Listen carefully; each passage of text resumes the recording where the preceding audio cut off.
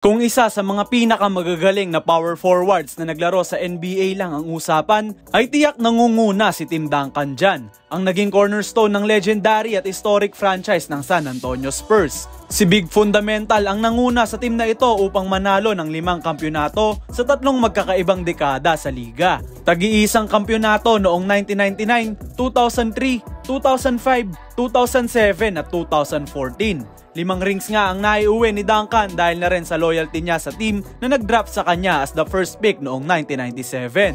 Isama na rin dyan ang kanyang basketball skills na hindi matatawaran. Simple lang gumalaw ang 6'11 power forward na ito, subalit talagang he took every move into perfection para maging unstoppable at effective sa loob ng court. Nakilala nga ang kanyang famous move na bank shot dahil kapag ginawa na ni Tim Duncan ang move na ito, ay isa ang bank shot sa mga pinakalital at unstoppable move noon. Isa rin si Big Fundamental sa mga pinaka-decorated na NBA player na naglaro sa kasaysayan nito, having won 5 rings to go along with 2 MVP awards, 3 Finals MVP honors, 15 All-NBA selections at 15 All-Defensive Team selections. Tama GOAT fam, isa si Duncan sa mga pinaka-the best two-way players sa panahon niya. Kaya naman naging dominante talaga sila, lalo na ang trio ng Duncan, Parker, Ginobili era ng Spurs. Noong 2016 ay nagretiro na si Big Fundamental at nakapag-average ng 19 points, 10.8 rebounds and 2.2 blocks per game para sa kanyang buong karera na sa Spurs niya lamang inispend.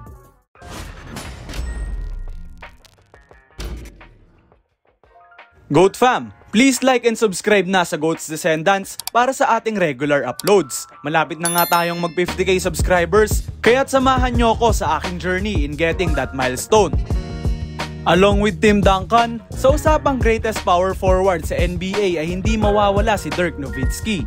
Ang nagpauso ng one-legged fadeaway, si Dirk ang arguably the greatest Maverick of all time dahil sa 20 years niyang paglalaro sa isang prangkisa lamang. Siya rin ang main reason kung bakit nanalo ng kampyonato ang Mavs noong 2011 Finals, defeating ang malakas na team ng Miami Heat with LeBron James, Dwayne Wade and Chris Bosh bilang heavy underdogs. Dito, sinokase ni Dirk ang kanyang unstoppable face-up at post-up moves na hindi na-overcome ng Big 3 ng Miami. The single championship solidified Dirk's place sa mundo ng Basketball Hall of Fame. Bukod sa kampyonato, nag-uwi rin si Dirk ng MVP award noong 2007, 2011 Finals MVP, 14-time NBA All-Star, 12 All-NBA selections at napabilang din sa pamosong 50-40-90 club.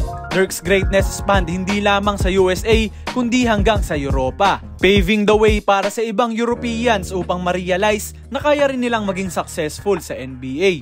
Nag-average si Nowitzki ng 20.7 points, 7.5 rebounds, and 2.4 assists per game before retiring sa dulo ng 2019 NBA season.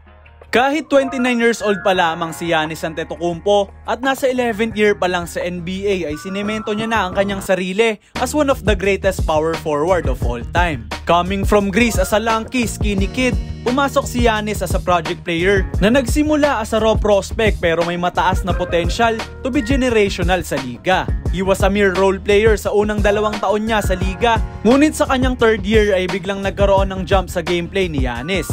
He is unstoppable sa open court dahil sa kanyang out of this world athleticism na sinabayan pa nga ng kanyang relentless work ethic.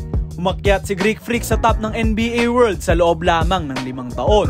He won back-to-back MVP noong 2019 at 2020 at eventually ay nakamit ang kanyang unang NBA ring noong 2021, defeating Phoenix Suns in 6 grueling games. Kasama nga ng kanyang offensive capabilities, nagbo-boast din si Giannis ng elite defense, having won the 2020 Defensive Player of the Year award. Sa ngayon ay si Giannis na ang arguably the greatest Milwaukee Buck of all time at meron na ring naiuwing 7 All-NBA selections, 5 All-Defensive Team, Most Improved Player of the Year at miyembro na rin ng 75th Anniversary Team ng NBA. Sa ngayon ay pinapangunahan ni Antetokounmpo ang Milwaukee on its quest para makuha ang ikalawa nilang kampyonato sa modern NBA at nag-a-average ng 30.7 points, 11.5 rebounds and 6.5 assists per game this season.